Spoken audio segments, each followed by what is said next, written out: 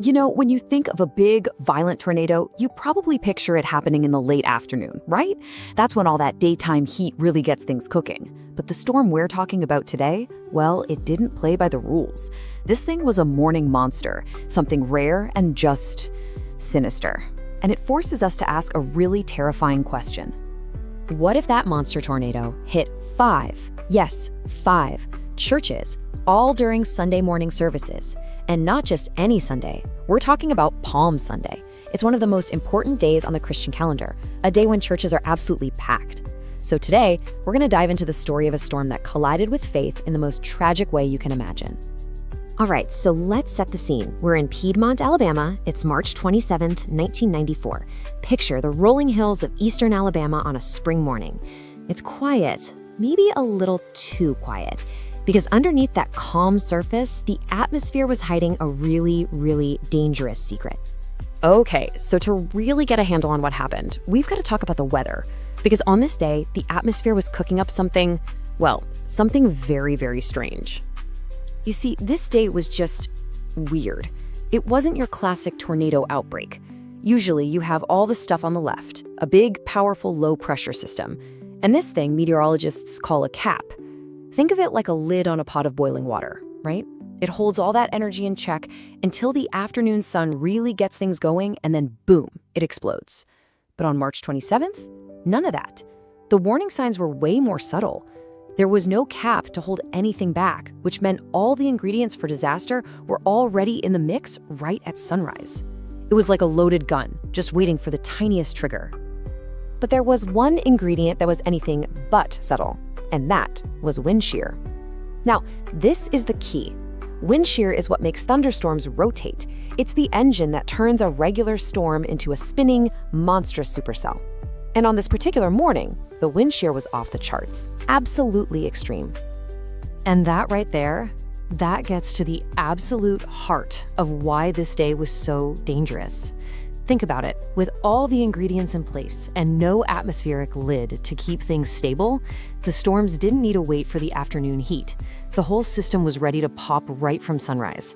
I mean, that is just an incredibly rare and terrifying setup, especially for people who aren't glued to the weather forecast on a Sunday morning. So yeah, the stage was set, the atmosphere was a powder keg, and it really didn't take much to light the fuse. Before long, one single isolated storm erupted, and it immediately grabbed the attention of every single meteorologist watching. And man, things escalated fast. Forecasters saw the potential, issuing a moderate risk overnight.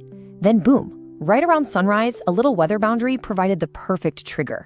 By 9 a.m., a single, lonely supercell just explodes onto the radar. And get this, just 18 minutes later, the National Weather Service issues a tornado watch. The danger wasn't just a possibility anymore. It was real. It was here. And it was hauling northeast at 50 miles an hour. Now, luckily, forecasters had a brand new toy in their toolkit, the NexRad Doppler radar. This was a game changer. For the first time, they could literally see the rotation inside the storm with incredible detail.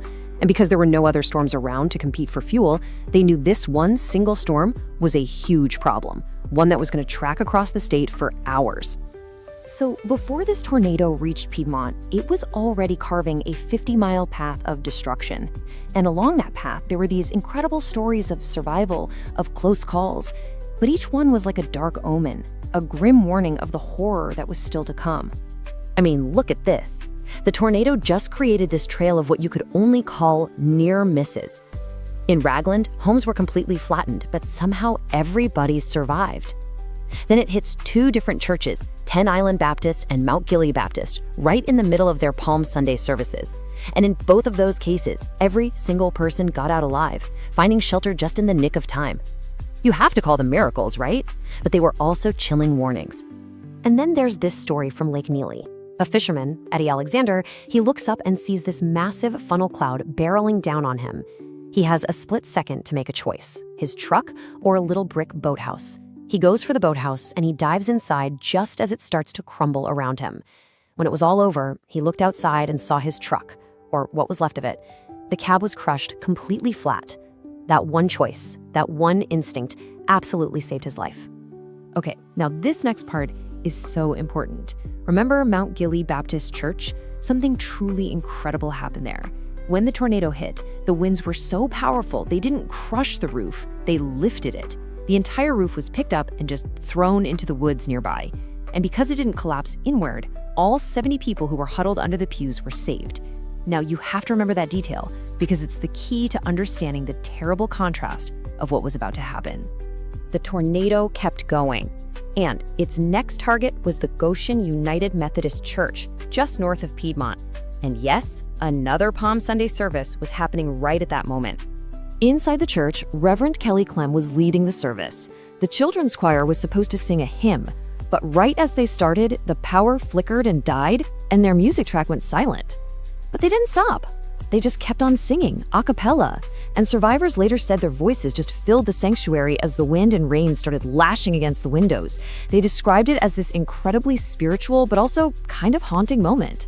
Of course, nobody inside had any idea that a half-mile-wide monster was seconds away. And then it hit. But this time was different. Remember at Mount Gilly how the roof lifted off? Here at Goshen, that didn't happen. Instead, the front brick wall was the first thing to go. And that single failure caused the entire structure to collapse. The roof, with its huge, heavy wooden beams, the cinder block walls, everything just folded inward, like a house of cards, right on top of the 136 people huddled on the floor. It was the absolute worst-case scenario. The first officer on the scene was Mike Nessler. And his words, man, they just capture the pure horror of what he found. He said, 15 years law enforcement, I did not know what to do. I just had a cerebral meltdown for a second.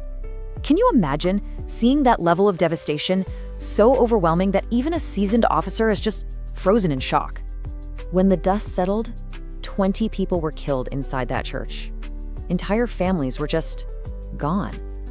And among them was Hannah Clem, the Reverend's own little girl.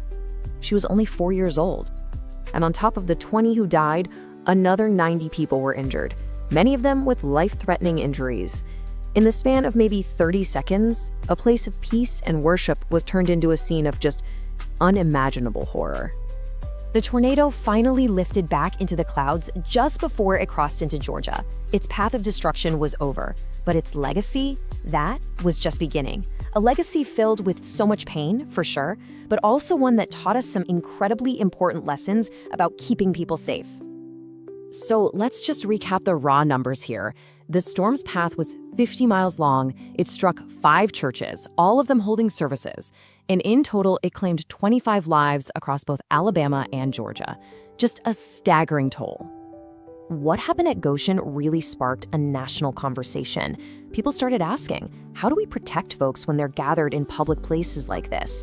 And the answers that came out of that tragedy led to things that so many of us take for granted now. Things like pushing for churches and schools to have NOAA weather radios, making sure every public venue has a clear shelter plan, and of course, the smartphone alerts we all get now, the ones that can literally wake you up and save your life. You know, the story of the Palm Sunday tornado is it's a haunting reminder that a disaster can hit anytime, anywhere, and especially when we least expect it. And it leaves all of us with a question that's just as important today as it was back in 1994. What's your plan? When you're out, away from home, maybe at a concert, a game, or even church with your community, and you hear those sirens, do you know what to do?